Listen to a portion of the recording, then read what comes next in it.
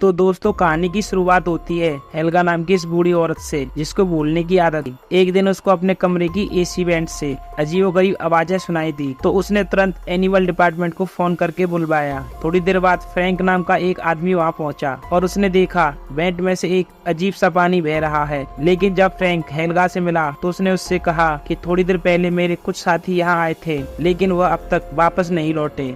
लेकिन हेल्गा को अपनी इस बीमारी की वजह से कुछ भी याद नहीं था और फ्रैंक घर में कीड़े मकोड़ों की जांच करने लगा। लेकिन तभी उसको अचानक वेंट से खून बहता हुआ दिखाई दिया। जब उसने थोड़ा करीब जाकर देखा तो उसके होश उड़ गए, क्योंकि वहाँ खून से सनी एक लाश पड़ी थी जो कि उसी की टीम के एक साथी की थी। फ्रैंक ने वहाँ से भागने की कोशिश की, पर अचानक उसे भी किसी ने वेंट के अंदर खींच लिया। यह सब देखकर हेल्गा काफी डर गई। अपनी बीमारी की वजह से दोबारा से सब कुछ भूल गई और बाद में फिर से उसे वेंट में से अजीब गरीब आवाज सुनाई दी।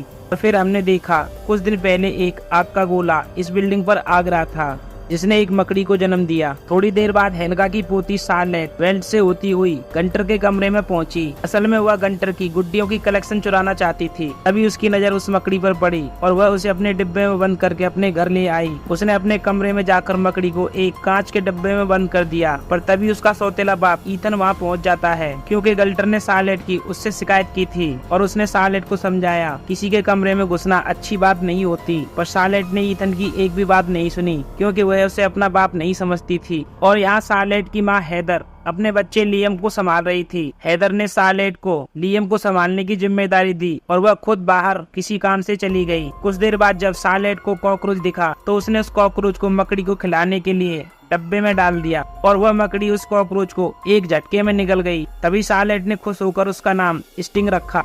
लेकिन ईथन जब रात को शार्लेट के कमरे में आया तो उसने स्टिंग को डब्बे में देखा, लेकिन उसने आज तक ऐसी अजीब व गरीब मकड़ी नहीं देखी थी। तभी वहाँ शार्लेट ने आकर ईथन का ध्यान भटकाने की कोशिश की, क्योंकि उसे स्टिंग से लगाव था। खैर ईथन ने उसे बिस्तर में लेटाकर प्यार से सुलाकर कहा कि वह उसे बहुत प्यार करता है, लेकिन शार्लेट ने उसका कोई जवाब नहीं दिया।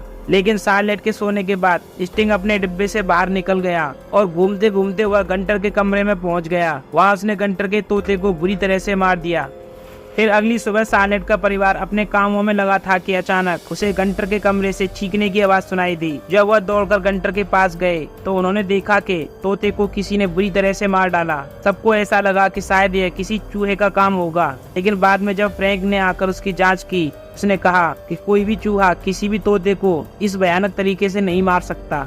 खैर उसने वेंट में दवाई छिड़क दी ताकि जो भी कोई जानवर था वह मर जाए। तब शार्लेट ने अपने कमरे में स्टिंग के साथ आराम से बैठी थी। असल में स्टिंग तोते को मारकर आराम से अपने डिब्बे में आकर बैठ गया था, लेकिन जब अचानक फोन से बिल्ली की आवाज आई, स्टिंग ने भी सेम वैसी ही आवाज निकाली और यह सब देखकर शार्लेट चौंक गई। फिर उसने बहुत सारे कॉकरोच इकट्ठा करके उसको खिलाए। तभी वहाँ कपड़ों को कीड़ों से बचाने वाली गोली यानी कि मॉथबॉल आ गिरी, तो स्टिंग उसे देखकर बुरी तरह से डरने लगा। इसीलिए शार्लेट को समझ आ गया था कि स्टिंग मॉथबॉल से डरता है। तभी फ्रैंक वहाँ कीड़े मारने की दवाई छिड़कने आया, लेकिन शार्लेट ने उससे साफ इनकार कर दिया, क्योंकि वह स्टिंग की हिफाजत करना चाहती थी। फ्रैंक ने जब स्टिंग को उसके पास देखा तो उसने कहा ऐसे कीड़े को अपने पास रखना खतरे से खाली नहीं होता।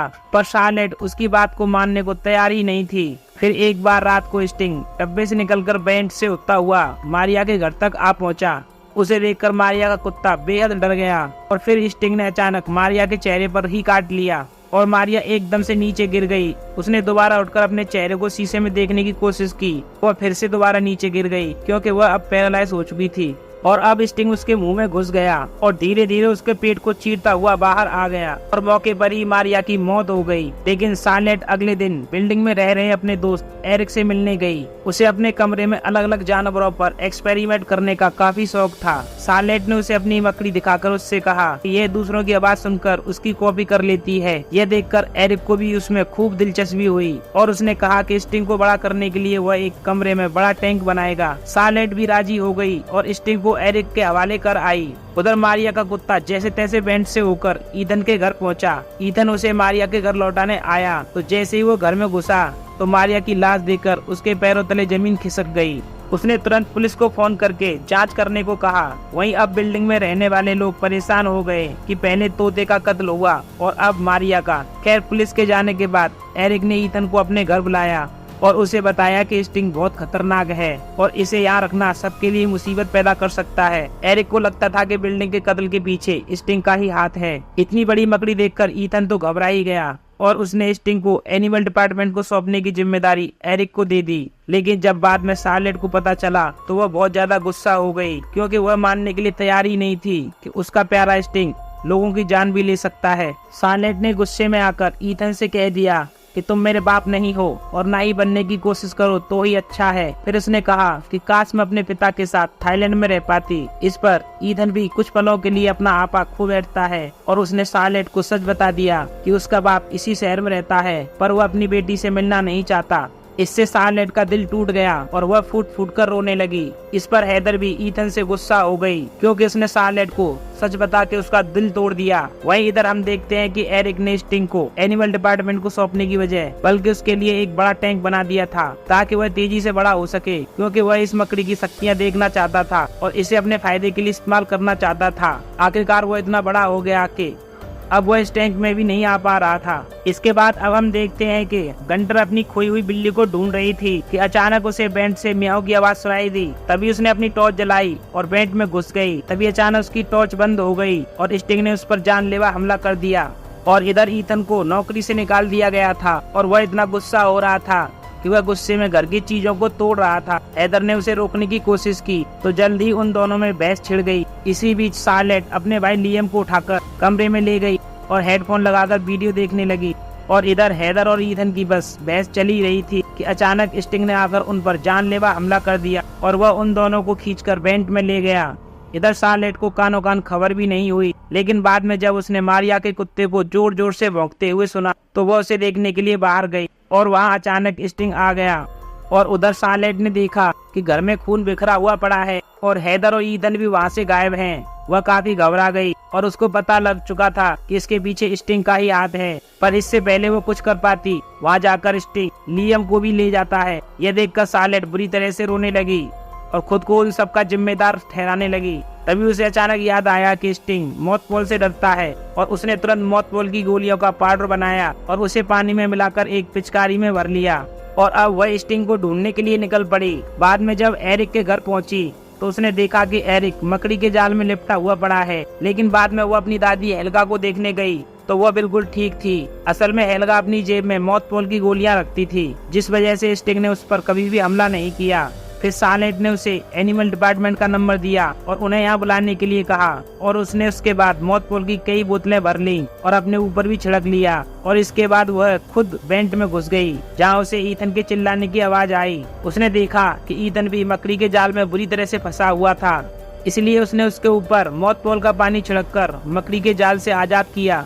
लेकिन जब वो वहाँ से भागने लगी तो अचानक बेंट टूट गया और वह बिल्डिंग के बेसमेंट में जा गिरे और स्टिंग भी वहां पहुंच गया और वह शार्लेट पर हमला करने ही वाला था।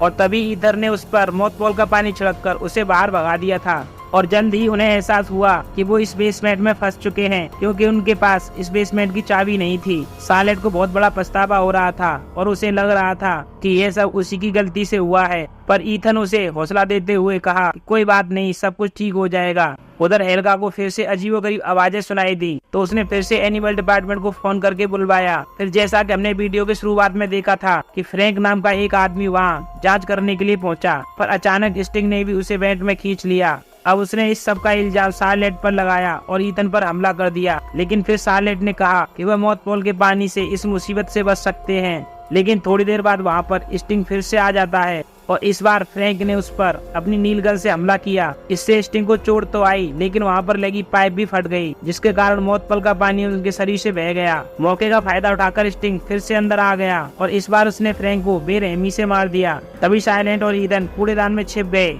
जहाँ उन्होंने देखा हेदर और लियम भी मकड़ी के जाल में फंसे हुए हैं। आखिरकार बचे हुए मौतपोल के पानी से उन्होंने उन दोनों को भी आजाद किया और उनका परिवार फिर से इकट्ठा हो गया। तब शार्लेट को एहसास हुआ कि वो अपने परिवार से कितना प्यार करती है। लेकिन खतरा अभी टला नहीं था, क्योंकि स्टिंग फिर से वापस आ गया। तब ईथन ने स्टिंग को कूड़ेदान में बंद करके कचरे को मसलने वाली मशीन से मारने का फैसला किया, पर बार बार बटन दबाने के बावजूद भी मशीन उसको मार नहीं पा रही थी। तब ईथन ने अपनी जान पर खेलकर प्लग को दोबारा लगाया, जिसके कारण उसे जोरदार बिजली का झटका भी लगा। सही मौके पर शार्लेट ने बटन दबा दिया और मशीन में जोरदार वजन से स्टिंग को मसल कर रख दिया। अब वह सब लोग सुरक्षित थे और शार्लेट दौड़कर ईथन के पास गई और उनसे बोली, पापा मैं भी अब तुमसे बहुत प्यार करती हूँ। और अंत में उन सब ने एक दूसरे को गले लगा लिया। अगर आपको हमारा एक्सप्लेनेशन अच्छा लगा हो तो हमारे चैनल को सब्सक्राइब कर लें और बेल आइकन को जरूर दबा लें ताकि वीडियो की नोटिफिकेशन सबसे पहले आपके पास पहुँचे।